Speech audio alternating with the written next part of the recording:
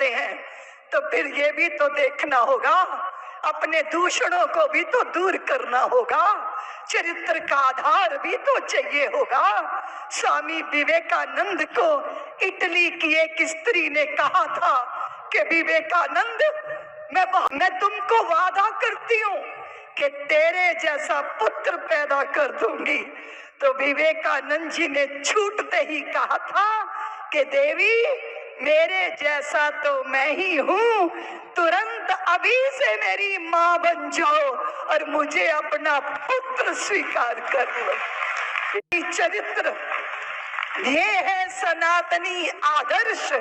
और फिर आप जानते हो बुंदेलखंड के बंधु भगिनी, ये 5म बुंदेलखंड का महोत्सव हो रहा है। बेटी ही तो थी बुंदेलखंड की जिसने दोनों हाथों में तलवार पकड़ी थी। दुनिया कहती है स्त्री को ममता ले डूबती है, पर बुंदेलखंड की पुत्री ने उस ममता को पीठ से बांधा था, घोड़े पर सवार हो गई थी और घोड़े की बागडोर को दांतों में दबा लिया था, दोनों हाथों में तलवार पकड़ी थी। 1200 अंग्रेजों के मुंडों को काट काट के माँ भारती के सम्मान की रक्षा करने वाली वो झांसी की रानी बुंदेलखंड की ही तो पुत्री थी। उसने निश्चित कर दिया, स्त्री माँ होना और राष्ट्र के लिए के गंगा जल से सींचेंगे, संस्कारों के गंगा जल से सींचेंगे। मैं धीरेन्द्र शास्त्री जी की करुणा को प्रणाम करती हूँ। पुत्रियों का विवाह कर रहे हैं। जब आ रही थी तो बाइक लाइन में लगी हुई थी। कितनी कितनी तरह की इच्छाएं रहती हैं संतानों की, मुझे ये मिलेगा, मुझे ये मिलेगा।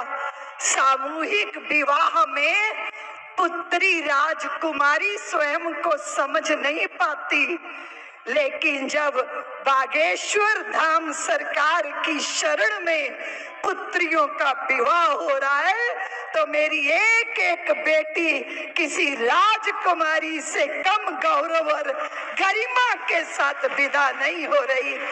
मैं उनके इस सत संकल्प को प्रणाम करती हुई अपनी वाणी को विराम देती हूँ। और याद रखिएगा, सीख सुनहर किया वक्त बर्बाद जिन्होंने, हुए वही बर्बाद।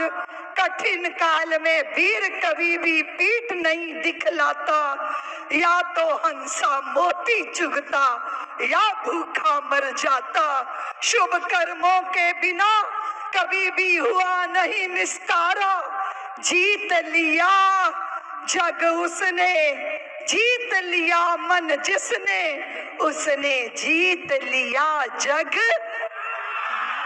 बस इस संकल्प के साथ चलिए, अपनी रवानी को बना के रखिए। भारत हिंदू राष्ट्र है, इसकी घोषणा कीजिए और हिंदू राष्ट्र सनातनियों के संस्कारों से, प्रतिबद्धता से, हमारे मंदिर का धन विधर्मियों के पास नहीं जाएगा। वो शिक्षा के लिए, वो चिकित्सा के लिए और मंदिरों के निर्माण के लिए और सनातन के धर्म प्रचार के लिए लगेगा। इस संकल्प के साथ मुट्ठी बांध के हाथ खड़ा कीजिए। बोलिए बागेश्वर धाम।